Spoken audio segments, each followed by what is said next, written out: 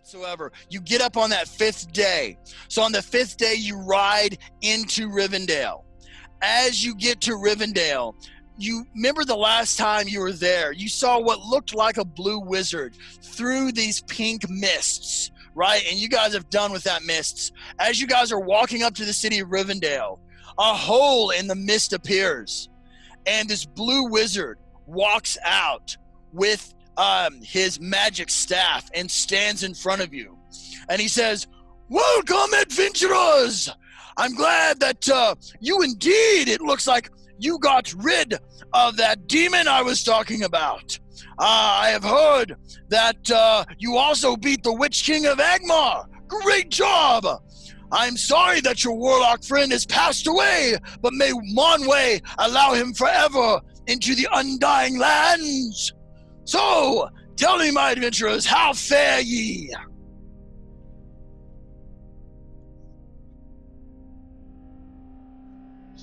You're a quiet group.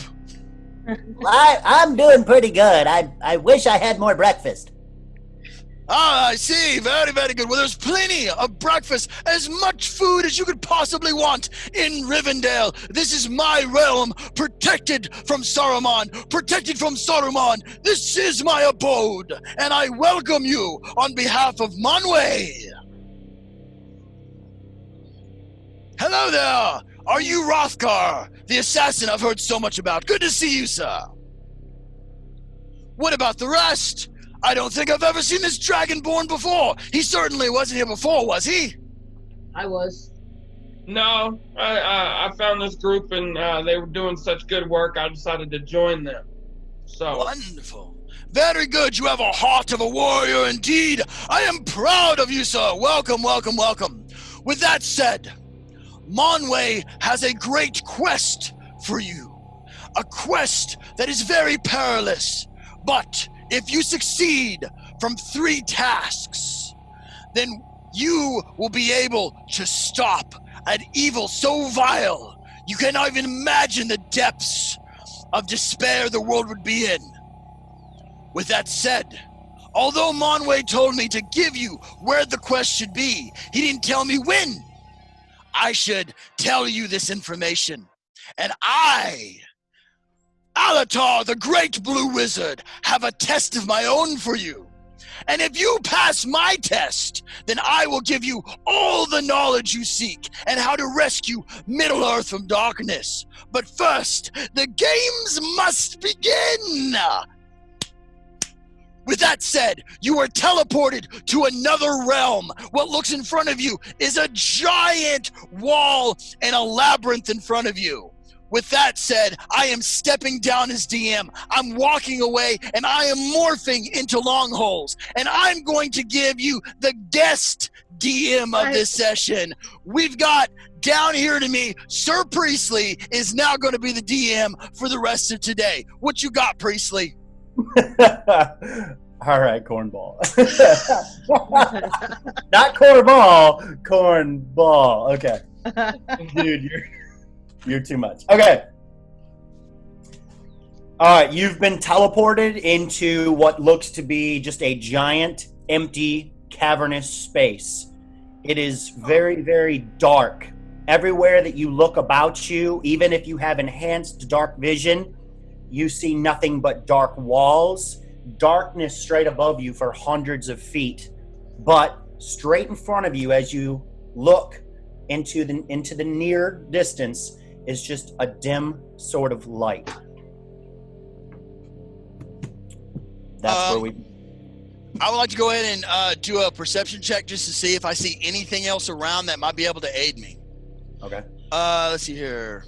I got 17. 17. I guess what? Plus 5 to all, right? Yeah. So, yes, in the distance, there is some dim light, and it just seems like against the wall to the right, near that dim light, just a very brief little silhouette of something can be seen. It's only maybe a 1 foot by 1 foot dark silhouette of some sort of an object near the light. Okay. Joe wants a perception check. Okay. He's got 19 plus 8. This cavernous space that you are in is literally all that you see and all that you hear. There's an echoing from your breathing. There is nothing to the side, behind you. You don't see, hear, smell, or sense anything in your immediate vicinity. The light in front of you, and then that dark silhouette that Longholes saw, is the only thing in that immediate area that you have entered. Okay, guys. Is there any like pebbles or rocks on the ground? It's like a cavern. So there's dust, there's dirt, there's little rocks about. There are no items though. It's a flat, kind of an uneven, rough surface on the ground, pebbles and stones, and the wall is it's kind of just a smooth. It seems to be a very roughly hewn cavernous space, almost like a dome. But straight above you, there is no ceiling that you can sense with any of your senses. Okay, so I would like to gather some stones and throw it at that object and see what happens. Just like 5 stones and just throw it. All right. So what would that be like? You know what? You don't even need to roll. Your stones fly forward. 2 hit the wall. 2 continue forward into an open space where the light is, and then 1 hits the object and makes a sound of a stone hitting stone. Sorry. Well, I guess we need to go investigate this stone. Yeah, I was gonna say I want to investigate. There you go. You're in the entrance to the labyrinth. It's a starting area. Stone, 2 stones flew into an open area where the light is. That's it. Okay. Tink, tink, tink, tink. Okay. Somebody said they were going to go investigate the object. Katova wants to investigate. Okay. As you approach this object, it seems to be just a 1x1 stone tablet, but it's been broken in half. And the top half can be easily read in common tongue. And it reads, "Before you choose to wake the sleeper, it may help to make him weaker." And then the stone tablet has been destroyed, broken apart, and it's gone. It's missing. Okay. You want me to write that in the chat, or is that easy enough? Before you choose to wake the sleeper, it may help to make him weaker. Okay, so I say we go inside where the light is, that open place, but like we do a perception check right when we get in, just to make sure there's not anything crazy. I agree. Okay. Okay, so I want to walk over and I go to the gate and then I roll a 15 total. What do I see? 15 total? Okay. As soon as you leave the dark recesses of the cavern behind you, and you step into the dim light that was a single torch, as you step into that labyrinth entranceway, suddenly torches appear every 20 feet down the hall. There's a tunnel to your left and a tunnel to your right.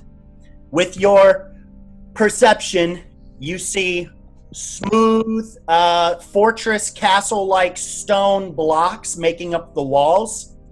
The walls are narrow enough to where 1 very large or 2 medium-sized individuals could walk shoulder to shoulder. Very little room to do some fighting if you needed to. But the ceiling is only about 8 to 9 feet high. Like I said, 2 medium-sized or 1 very large, maybe like the size of an orc width. Again, as you look down to the right and to the left, it gets dimmer, but you can see at least 40 to 60 feet, there are torches on the wall. Rothgar, Mr. Rothgar, could you send maybe some of your assassins to go check one way or maybe the other? Or both? Or both? I didn't know.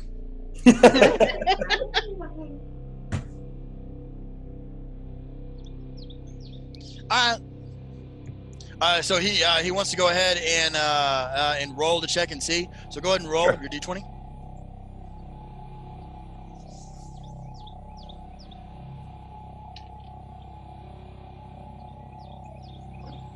He's sending his assassins to scout?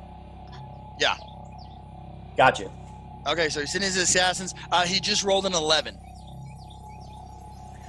Let's do this. What did he normally have? 8? Yeah. How about so your Paul the Holy was with you? You notice that he's not with your party any longer. And Rothgar, you currently have 2 of your assassins with you. The rest, you don't know what happened. Maybe they weren't sent in the teleportation. Maybe they're still back in the cavern, but they're not currently with your group. It's you and 2 of your assassins. And then Paul the Holy is also not with the party. So do you want to send both of your assassins one direction or the other, or you want to send one left, one right? Both to the left. Both to the left. All right. It takes a couple of minutes. Your assassins go ahead and they proceed forward to scout ahead. And they said that when they return, it takes about 3 or 4 minutes. Not very long because the tunnel's not long. So they say about 80 to 100 feet. It seemed like we walked for maybe 30 or 40 paces. It wasn't that far. We kind of did a stride. We didn't sense anything. We didn't see anything. We came upon a wall, and the tunnel turns to the right, and there is another opening where you can move straight ahead or a turn to go to the right again. So we came back to let you know that there's a fork. You either have to proceed straight or turn to the right again. Oh, I'm scared. What do you want to do, guys? What do you want to do? I think we should split up and go different ways. Okay. That's what everybody wants to do, is split up? We can do that. I can go with Rothgar. He seems really strong because I just saw him kill that thing, the white. Okay, so what are the teams going to be then? I think that we should roll to figure that out. Roll to figure out who? Okay. Yeah. So if you roll a D6, 1 to 3 is in a group and 4 to 6 is in a group. That sounds good. Okay. I rolled a 1. Okay. So Long Holes is in group 1. Orball got a 5. Okay. So Corval is in group 2. Katova got a 5. 5. Katova group 2. Bahrain got a 1. A 1. So you're with Long Holes. And Joe got a 3. So group 1. Rothgar. Is that everybody? Corval. So Corval and Katova, you're in group 2, and Longholes, Bahrain, and Rothgar together.